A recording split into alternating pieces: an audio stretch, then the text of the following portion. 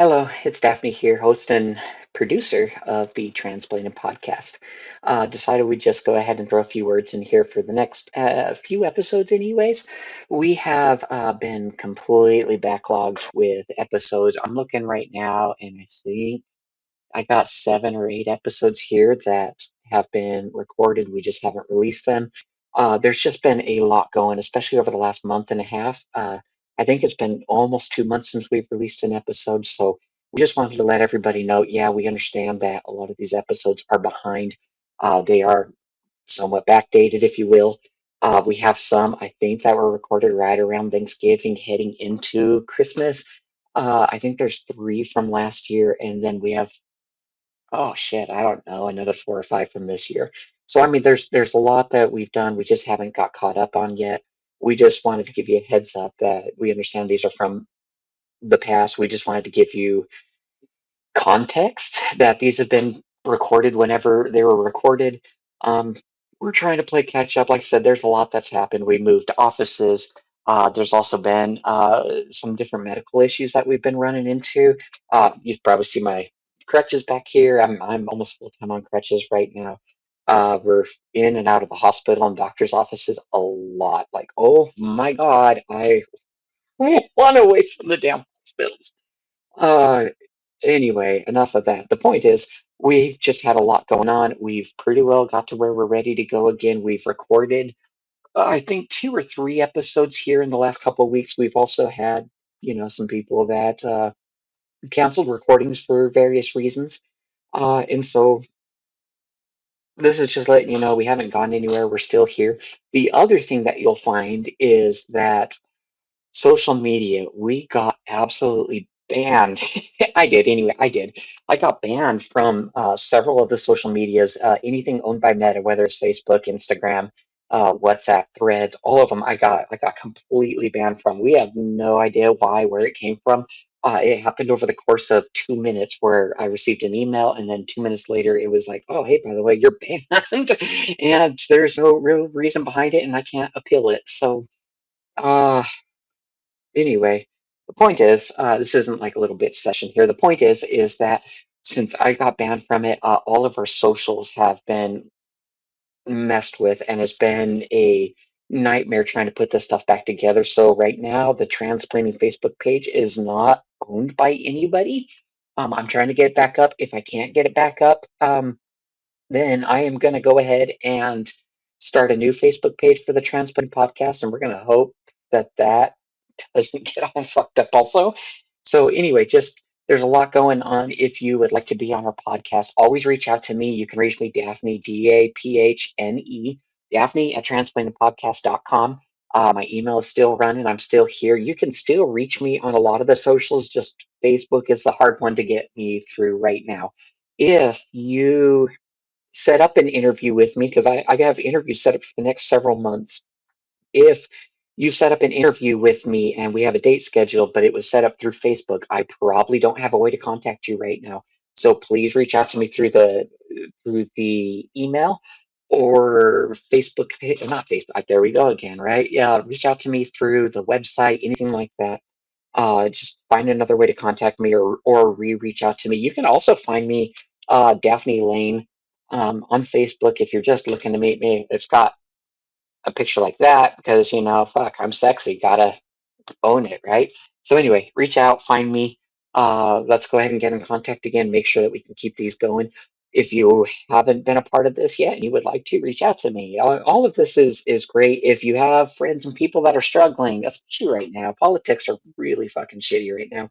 Uh, share the podcast. This is one of the biggest things you can do to help us. We're listened to in 18 countries currently and growing, and it's one of the most exciting things for me. I get to see all these stats come in, and yeah, reach out to us, share us, share the YouTube channel, the Spotify, all these things. That makes a big help. We are supported by Clear Noise Media. Which is something I'm going to start mentioning here over all the episodes. But also, if you would like to sponsor the podcast, let us know. We'd be happy to add some ads for other kinds of uh, support and sponsorship available. So anyway, I'm babbling at this point. Reach out to me, Daphne at Transplanted Podcast. Thank you so much. We appreciate your patience. We appreciate your, I want to say reliability, but that's not the right word. Fuck, what do you call it? Where you just, whatever. We love you guys. Thank you for following us. It means a lot to us.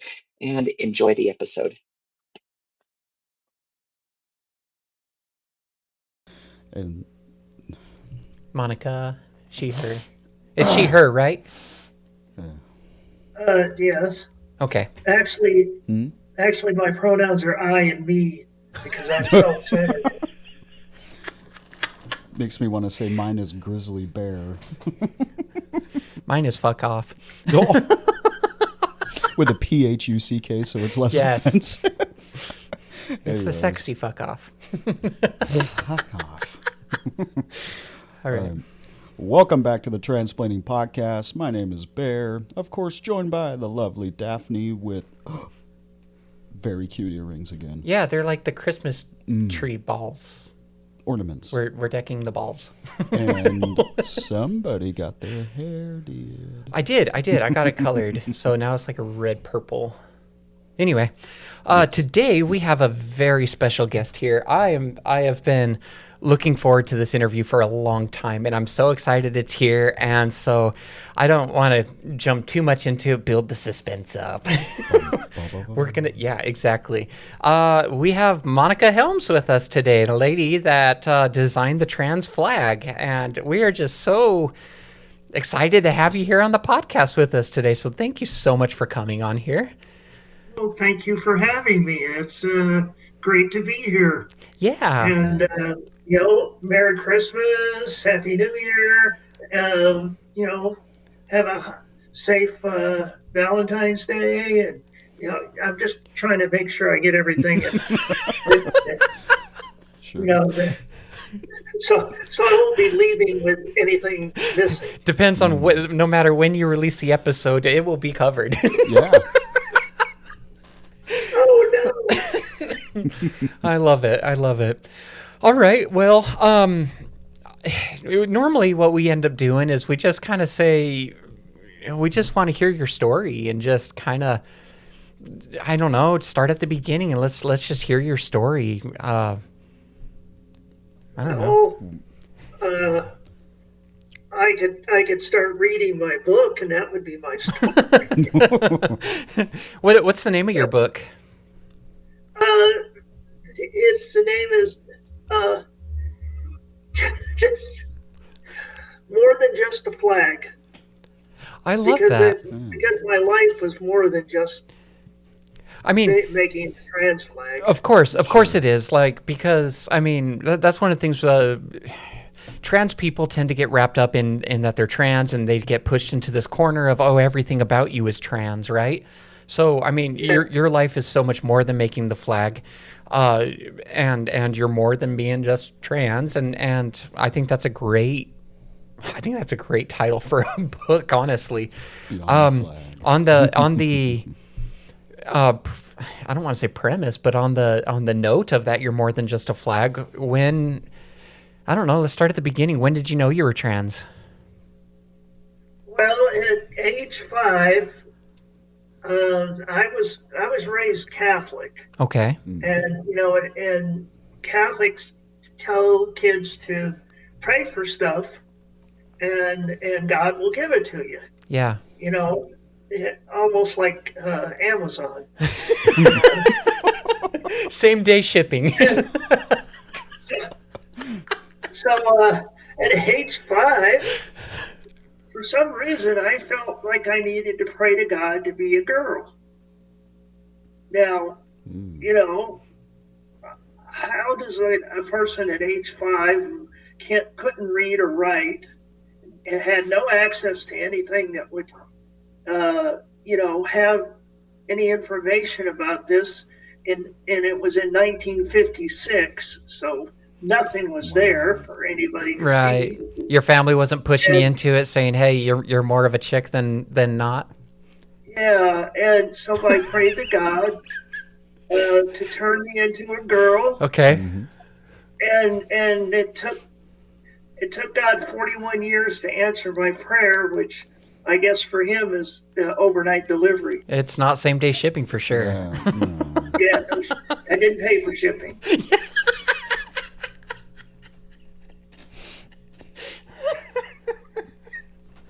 I love it. But Yeah. as I grew up, I really didn't focus on being a girl or wanting to be a girl a lot because I liked all the boy stuff. Right. I liked doing the cowboys and Indians and playing with my cars in the dirt in the backyard and later on launching model rockets. So it was kind of a hidden thing even to me, which I guess I was a tomboy in a boy's body. I mean, that's interesting though, because like a lot of people you talk to, oh, I knew it young. I liked wearing dresses. I liked playing with Barbie dolls or whatever it is. We liked playing with all the girl things when I was a boy, and you hear this from a lot of people, but you don't hear very often that, hey, I liked all the air quote boy things, while still feeling the feelings. Yes, I did. And so that kind of made it surprising to me later on in life to actually realize that there was something different. Yeah. But I didn't, constantly focus on it Yeah. because I was just having fun doing other stuff too. Right. And it didn't bother me. But you see, there's no reason why girls can't do all the boys stuff. Exactly. Right. So, I was doing what I liked. At that time, was that stuff separated, segregated by sexes? Oh, yeah, it was. In the 50s and 60s. You bet. Everything, get girls things for girls. See, I had two sisters and I had a brother. So me and my brother got the boys stuff and the girls got the girls stuff. Okay. So it was pretty standard operating procedure at the time. And you weren't wishing that you got the girl stuff too? No, I didn't. Okay. Because, like I said, I liked playing with the boy stuff. I liked exploring when I was a kid. I liked, going out into the, go camping with the folks and doing stuff out there and yeah, everything as a boy. So I don't have any reason to be disappointed in my life. Yeah. And, it worked out okay for me. I say that I have an amalgamated gender. Okay. What does that mean? You know what amalgamation is? I'm going to say no for the purposes of this conversation. Like what does that mean to you? Well, say like an example, you put two metals together and mix them, heat them up, get them all mixed in together, but they don't, molecules, they don't connect each other. If it's silver and gold, it's still silver and still gold, it's just mixture together. Okay. So basically an amalgamated gender is somebody that is mixed male and female and can be parts of both. Yeah. And so I grew up different than other trans women that I know. Okay. And then after high school, I joined the Navy. Yeah, I saw that on your shirt. Yeah, this is the USS Francis Scott Key. That was one of the ships that I was on. Okay. And submarine. And it's I decided to see. I had a low draft number. Okay. and I didn't want to get drafted, and I went into the Navy and wanted to work in nuclear power training, and I got that training, and I was able to work in the engine room of submarines, two different submarines, this one and the USS Flasher. Now they named ships after fish back then, the fast attack submarines, which the Flasher, there is such a thing as a Flasher ship, Okay. fish. I was thinking So Flasher. I don't even know her, but yeah, well, they have to special order those little raincoats. oh yeah. Navy raincoats. Oh my goodness. So, I don't know. What's life like on a submarine? Well, it's enclosed, and some people say, "Oh, what you got? I got a claustrophobia. I couldn't do it." I said, "Well, yeah, you couldn't, and then you would have, even if you volunteered, you would have gotten thrown out because of various things." Yeah, And really claustrophobic. luckily, I made it through. I guess I didn't really care about being in an enclosed area like a submarine. And it didn't bother But you they're being bigger than underwater most like that? things. Yeah, being underwater and all. And there was like 6 different times that I spent 70 continuous days underwater. 6 different times. Is that normal? And that's normal for a lot of, yeah, especially like this type of submarine which carries the missiles. Yeah. They have 2 crews. Then one crew has the ship for 105 days, and then the other crew is back in the States. And then after 105 days, they switch. And so that way the ship gets to be out a lot, but the people don't have to be out a lot. That's nice. So I've never really been like I walked through a submarine down in San Diego that at a museum there, whatever. They had I think it was a Russian submarine even. I don't know. Anyway, I walked through it and it was fascinating to walk through. But other than that, my only experience has been around. Actually, I think there's a submarine in Portland. I think there is. There might be. I think there is down on the water. I can't think of one. The point is like in movies you see all the things, I am having a hard time. What is it, like UH-243 or something like that? oh yeah, With the radiation leak that happened on the Russian submarine, right? I see things like this, and I'm just curious. Like when you start getting deep in the water, are you hearing and feeling the different depths? Like you watch a lot of them, and you can start getting down, and the compression starts to hit them, and they start to creak, and that kind of thing. Like, is that a thing? yeah. We were able to go down to 1,300 feet, Oh my goodness. and when they say that we're going to go down to test depth, which is 1,300 feet, then everybody's prepared. They're looking at things, making sure that there's no leaks, because a leak at 1,300 feet would be like a solid pencil stream that would cut you in half. Wow. And so you got to be very careful. And so when they say go check for leaks, you go check for leaks. Is everybody on edge in those kind of situations? Yeah, we get on edge on that. But I was also on board when we launched a missile too. What's that like? Well, like when we came into to Cape Canaveral for the test, we for several times we'd go out and shoot this cement plugs that were the same weight as the missile. Okay. Pop them out, because you pop them out with high pressure air. Right. And so that was our test.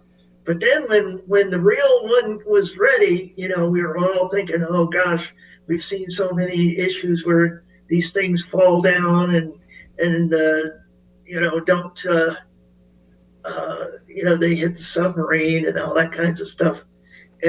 But we had an excellent launch. It was perfect. So I was happy. But they did the countdown, and we were just holding on to our seats, going, "Oh God,"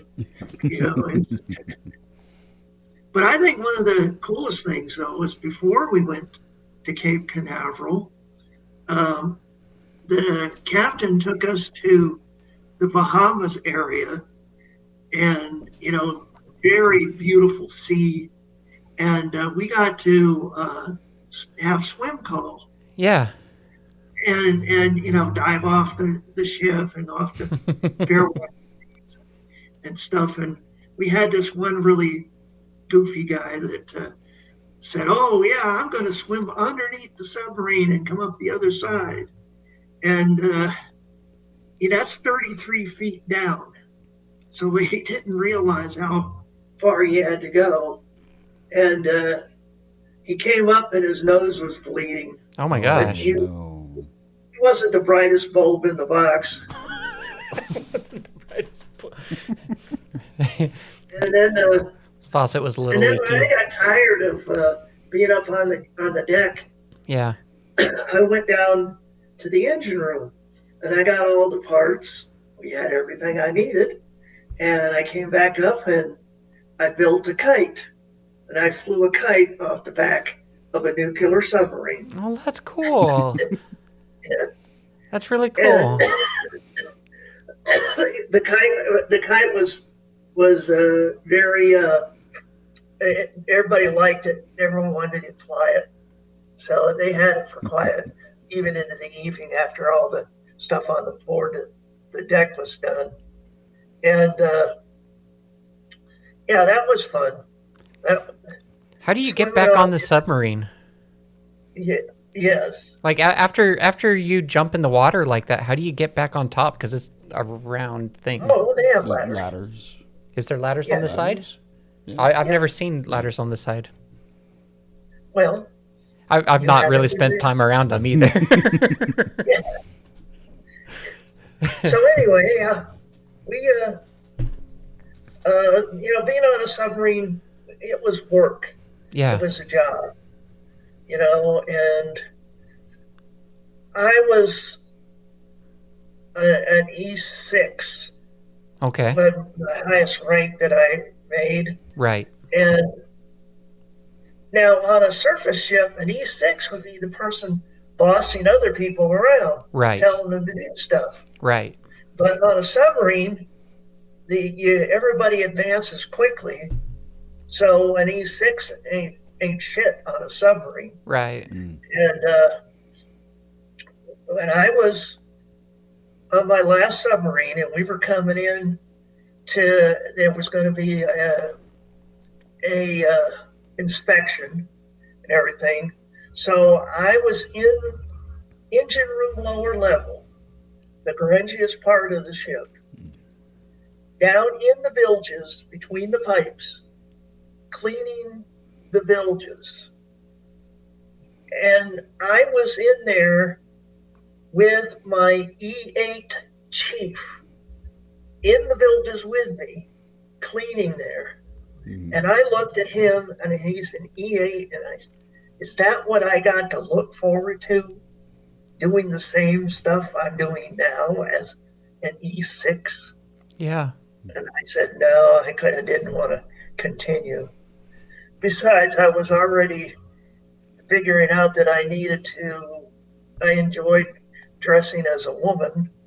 So at times I did that. So how did you come to that? Because that's a big jump from being cleaning the bilges to wearing dresses. Like if you're on the submarine like this, how do you even get there? My time off, I was able to, go to a motel and dress up. I mean, but like in San Diego. you had been living, I'm going to say a male life, right? You've been, at least in that role, up until that point. Like, where did the desire come from? Because, I mean, all of a sudden, out of nowhere, you're just like, hey, I feel like wearing a dress now? Yeah. That's pretty much almost it. That's pretty simple. Pretty simple. It was like, especially when I was on this submarine and we were back at in the States and you weren't required to do any work or anything, go into the office. And so, I just got bored with myself and I wondered what would it be like. And so I bought some stuff and tried it on. So this would have been around, what, 1975, 1980? 1974. Okay. So what, I imagine just going into the store and saying, hey, I want to buy a dress that fits me didn't go over well. I didn't say that it fits me.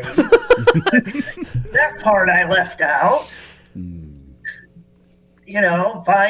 buying dresses is not uncommon. Okay. But I don't go, hey, you think this will fit me?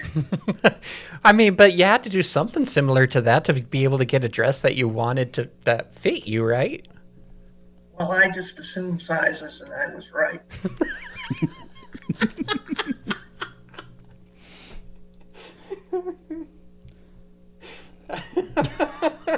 I was right. Okay. I love that. I love your confidence. I think that's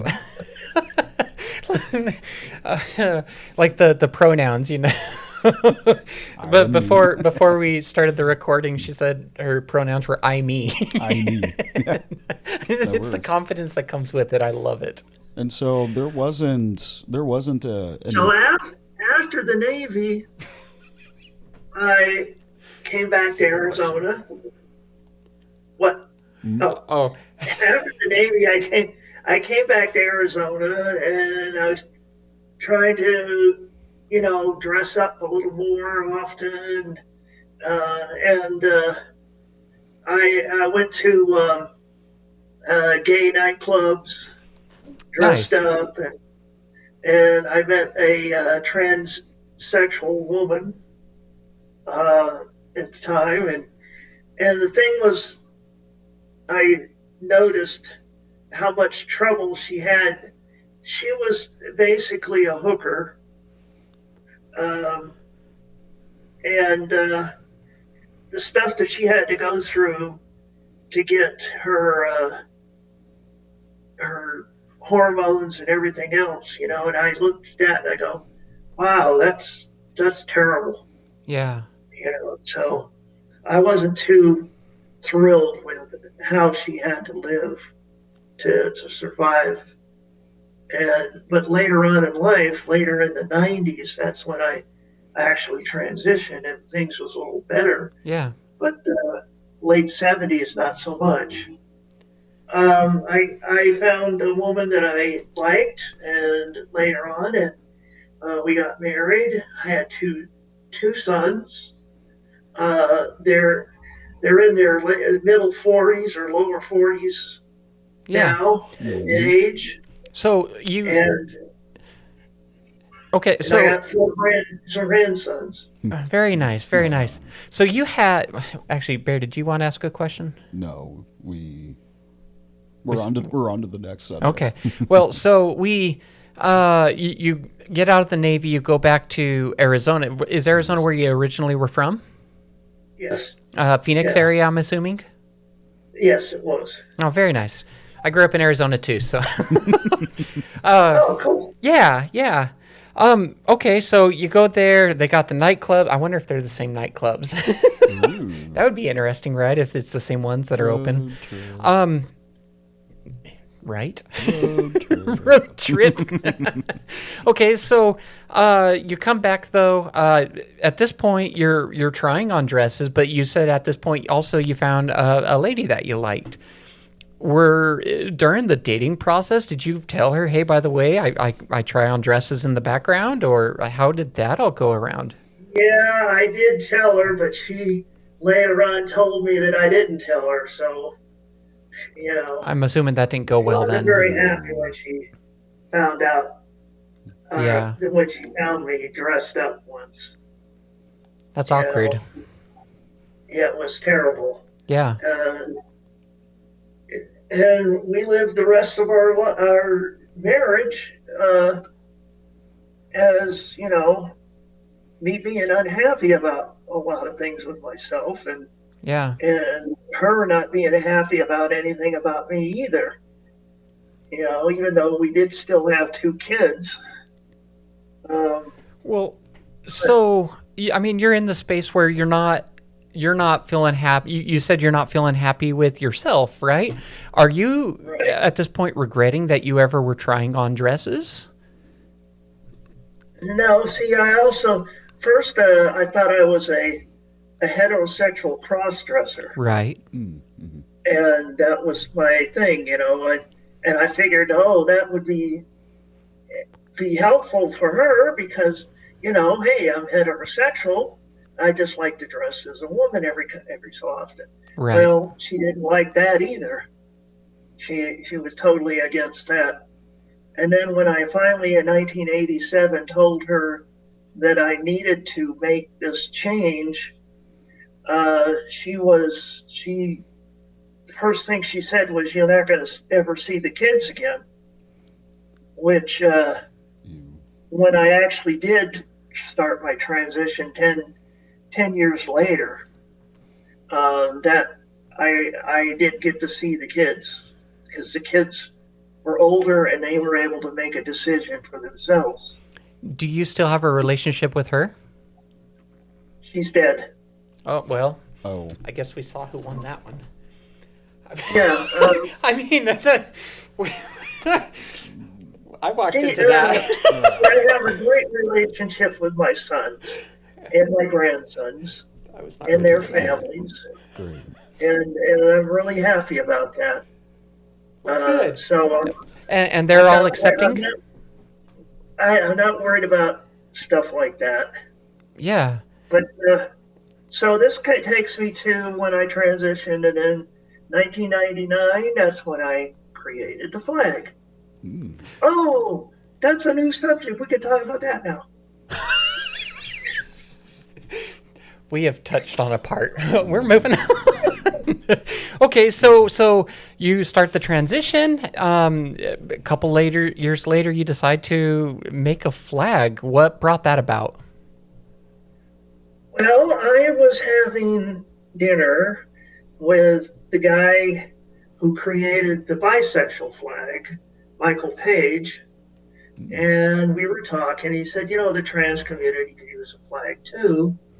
And we talked about various things. And then he said, now, you must keep it simple because the least amount of stripes, the least amount of stitches it takes to put it together, Fair. and the cheaper it is to sell.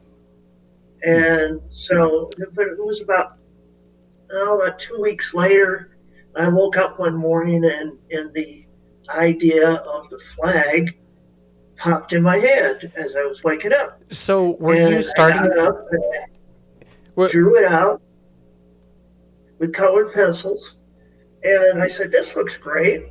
And I contacted the people that made the bisexual pride flag.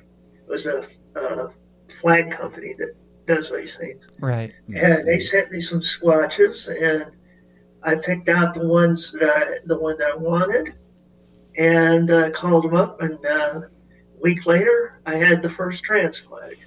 That's.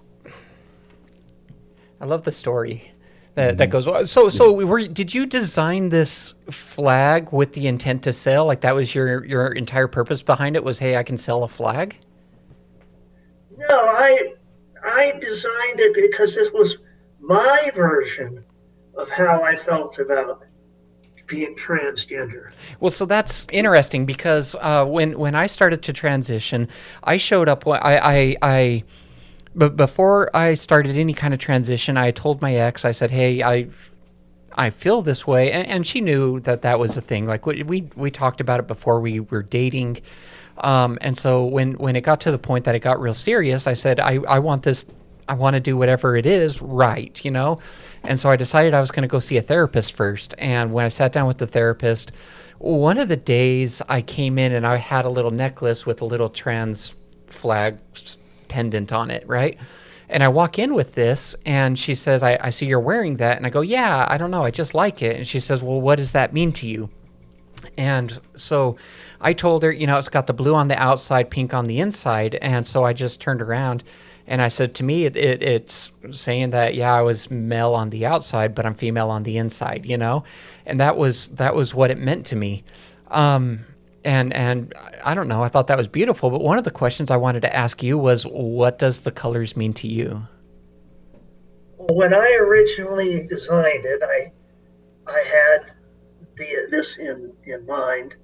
The blue was traditional color for baby boys, right?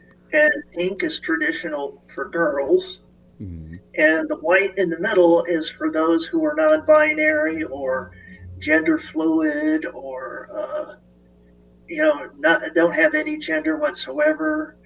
Anybody Wow. that might be transitioning, and so and I've come to find out that many people are very glad that the white stripe is in there Yeah. because it represents them. I wasn't aware that's what it's there for. And then the flag is designed in such a way that no matter which way you fly it, it's always correct because it's a palindrome. Right. And it signifies us finding correctness in our own lives.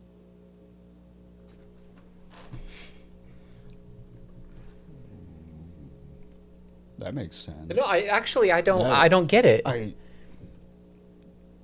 You don't get it? No. I'm having a hard time connecting the dots there.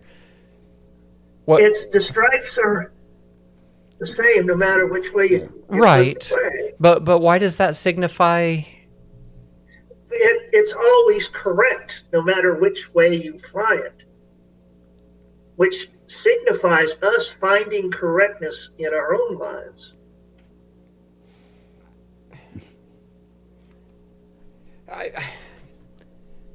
I'm the gears are turning.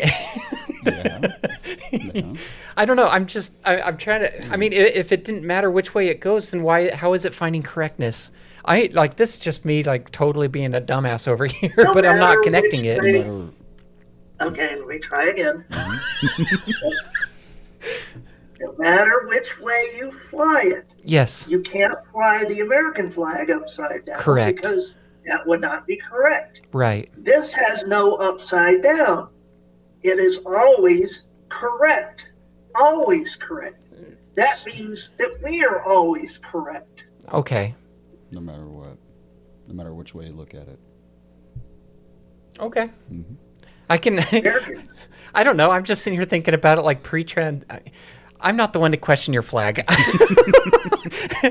Either way, I mean, it's a beautiful flag, though. You know, I actually did like how it repeated itself and kind of went that way.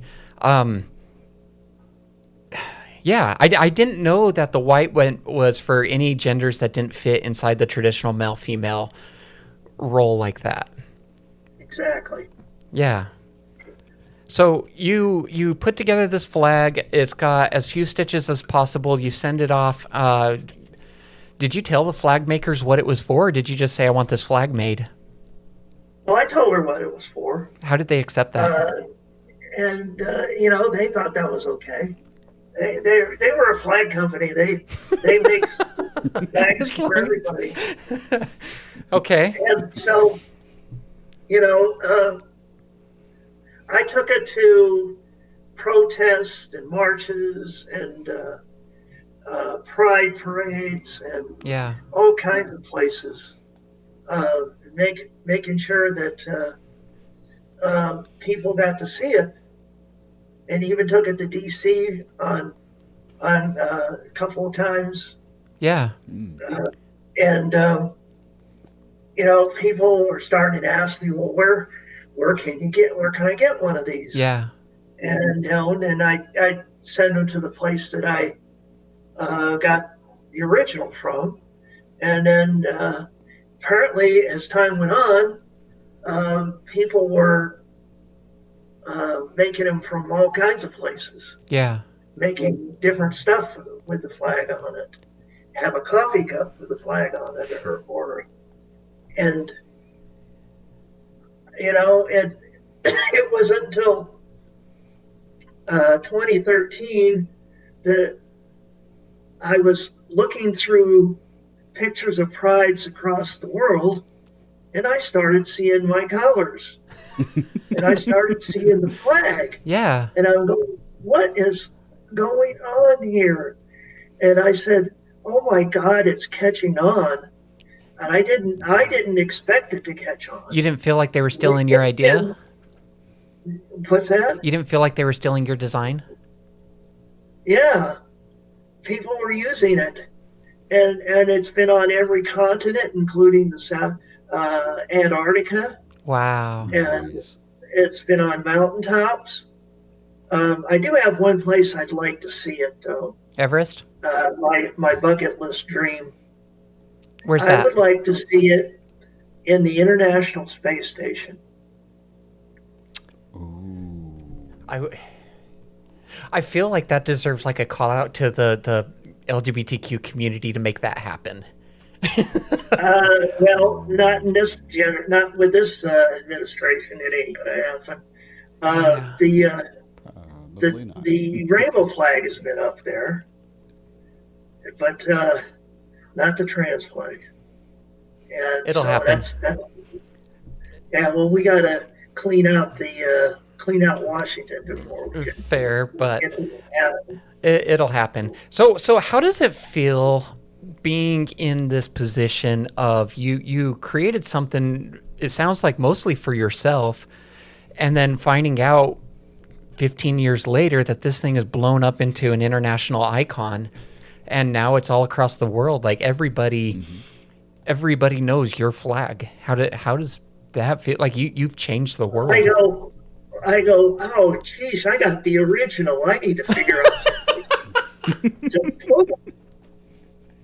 I needed to find a safe place to put it. And I did find a safe place. I'm not going to mention it because under the particular circumstances, it could be not safe any longer. Fair. Yeah. So, yeah, they're taking care of it. Oh, good. They're taking good care of it. Good. And so the thing is that, the flag has been everywhere. Not everywhere that I want yet. But it's nice to know. And I've had a lot of feedback from people telling me how much the flag means to them. And I really appreciate it. I appreciate that. I got to put a dent in the world. You did. You did. It's a big dent. Like that. It's a sizable. Like you've changed the world forever. I think that's really cool. Well, I don't know how that's going to be when I pass away, but I'm right now. I'm living in Costa Rica. Right. You just moved there. And Darlene and I are here because we were afraid of what was going to happen in the country. Right. Especially with trans people in it. And it's gotten worse as we speak. How are you enjoying Costa Rica? I enjoyed it a lot. Now, I don't have all my stuff that I had when I was in Georgia, all my hobbies, all the stuff, because all that's packed away. But, I get some rest here. We go occasionally to see various waterfalls and Wow. other stuff Yeah. here. And then, like tomorrow, Saturday, our tradition is to go into a feria, which is basically a fruit and vegetable location that's like real big, large, like a football field long, and several rows. Yeah. About 3 or 4 rows. And it's got all kinds of vegetables and fruits.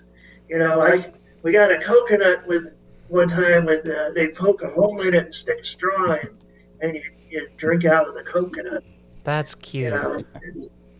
And all this tropical fruits and stuff like that. Bananas about the size of 3 inches. That's 6 in America. They're Now let me tell you, those tiny bananas are the sweetest tasting. Mm-hmm.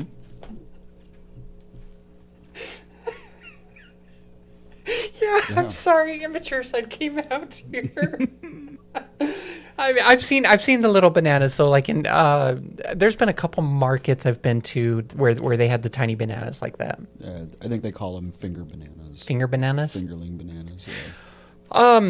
Costa Rica, if I remember right, is a country where you can go down speaking English and get along just fine. Is that correct?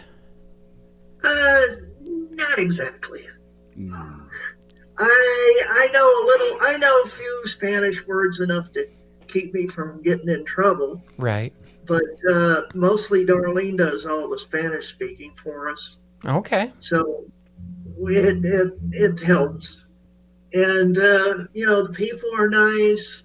The only thing that's bad is the traffic. Yeah. The roads are smaller and they drive fast. They're not courteous about allowing you to pull in. And there's motorcycles everywhere.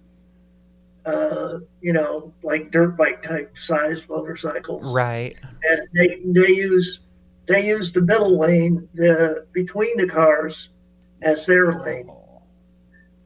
Right. So it's I've decided not to drive any longer. Sounds stressful. I wasn't that comfortable driving when we were last in Georgia, and so I don't want to drive here because it's more dangerous. I know that I would get in an accident if I was to drive. Fair enough. So my age has turned off the keys. So I don't. Sorry. Go ahead. I don't know if you want to talk about it and so I'll let me know. Okay. On Facebook, there's the group it sounds like you started the group about trans people with Costa Rica or trans people wanting to go there. It's called Gender Freedom Costa Rica.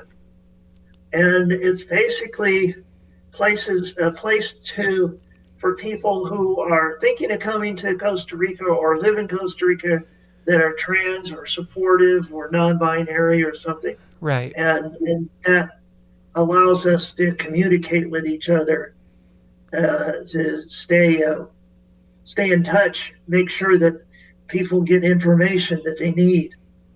You consider yourself running the Underground Railroad for trans people to South America? Well, that terminology actually has come up in my mind, yeah. But, I'll do what I can. I'm not as informed as many other people are. Right. But I know a lot of other people that are informed. So I know who to talk to. And so consequently, we get the get the right information for people and make it easier for them. Yeah. So you've lived a full life where you grew up. It sounds like for the most part just enjoying living your life, whichever situation it was. I mean, there's the rough part with your ex, but it sounds like for the most part you've had a pretty fulfilling life. Does that sound correct? Yeah, I feel that I kind of have lived enough for three people. Yeah.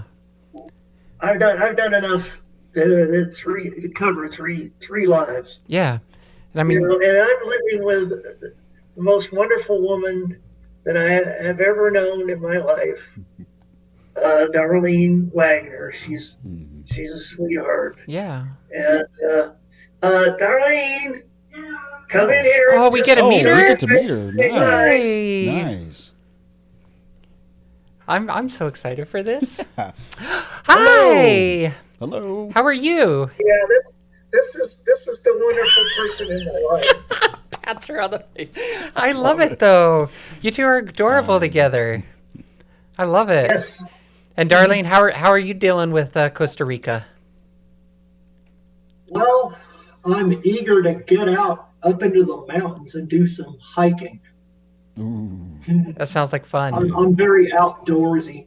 Yeah. Have you guys had any chance to go camping yet? Caffeine is not going to take That- that. Yeah, Monica's feeling a little too long in the tooth for camping. Fair enough. We don't have any camping equipment. I mean, Unless maybe we could get a cot or something. She could sleep. She can't sleep on the ground. Right. Mm. Fair enough.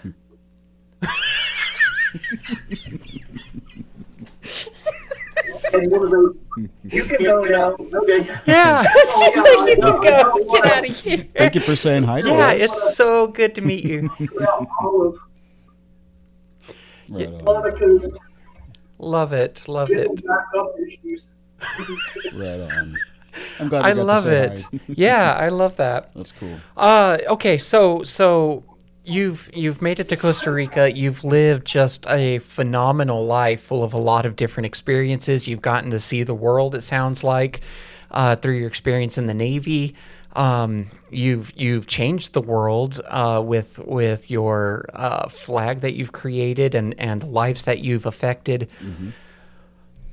What's next? I know, traveling time. Yeah, not camping.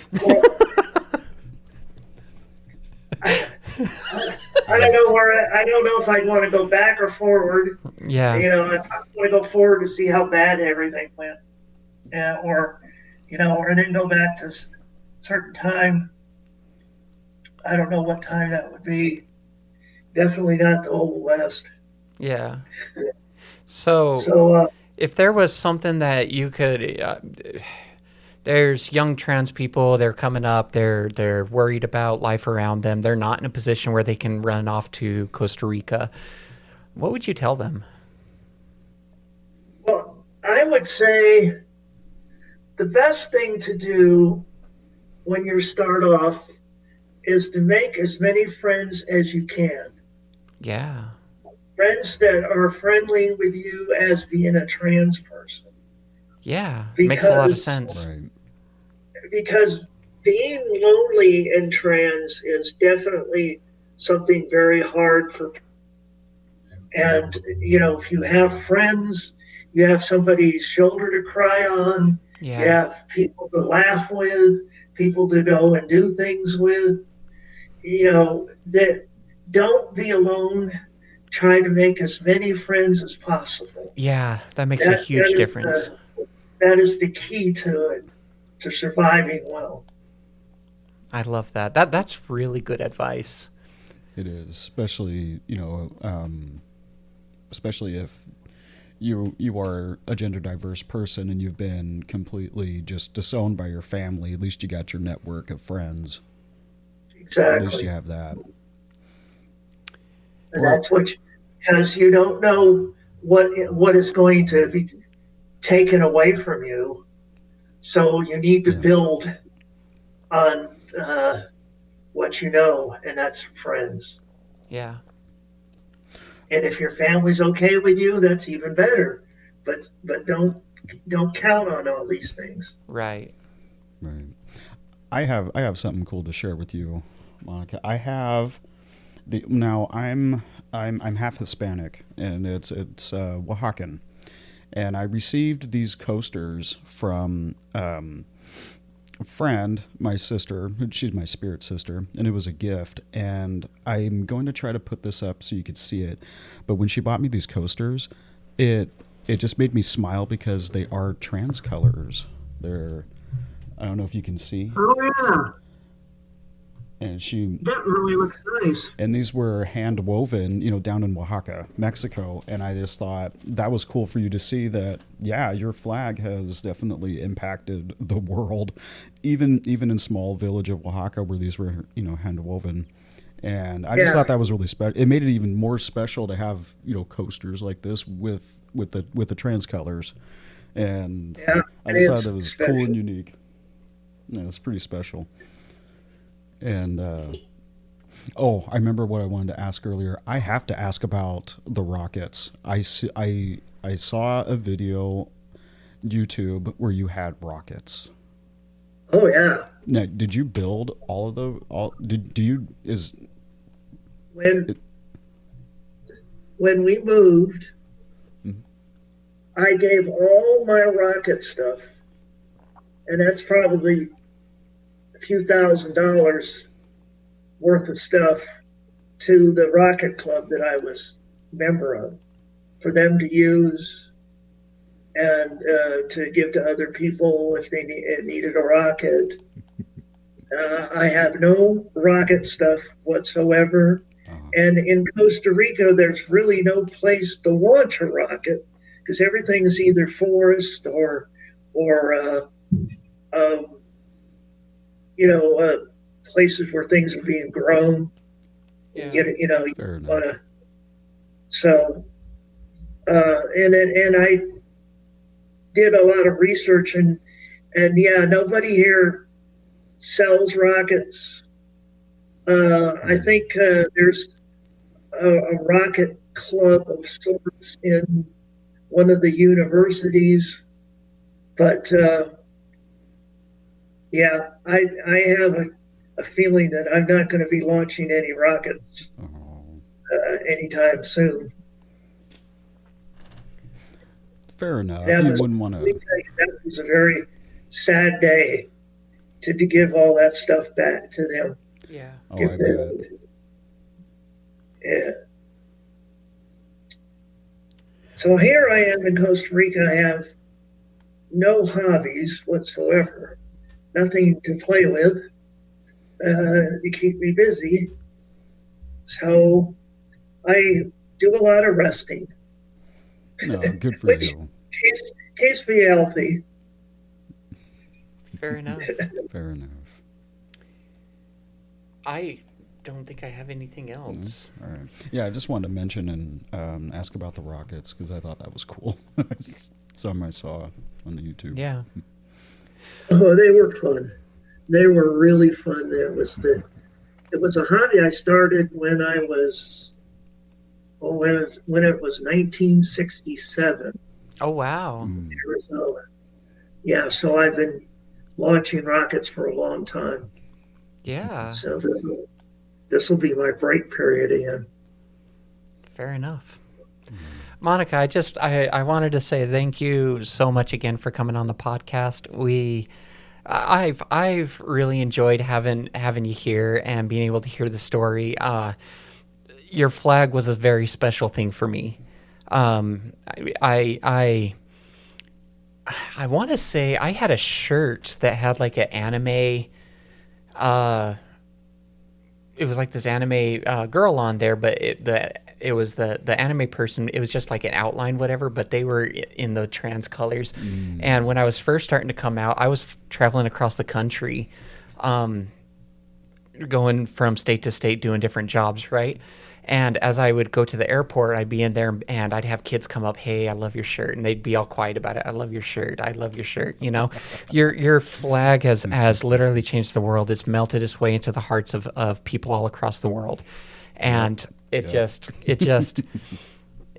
what you've done is such a special thing, and it's not something that everybody gets to do. And so for us to have you here on the podcast, it's an honor, and we're just I can't give you enough thanks for what you've left the world. Well, you're welcome very much. And I'm very honored to be here with you guys. Because, just to meet new friends, Yeah, new people. of course. Yeah. Yeah, and I want to tell you thank you too for being with us, because your flag is definitely symbolic, globally, and it's a special symbol, and for me it's almost it's just that beacon of hope, and so yes, thank you very much for being taking the time to come speak with us. Oh, you're welcome. You're welcome. And want to thank our viewers and listeners as well. And if you yourself would like to be a guest on our podcast, the contact is Daphne@transplantingpodcast.com. You can also visit the website, transplantingpodcast.com. Drop us a line that way. We are on all the socials: Facebook, Instagram, TikTok, Spotify, YouTube. And we... we appreciate hearing from everyone, and as always, welcome to the family.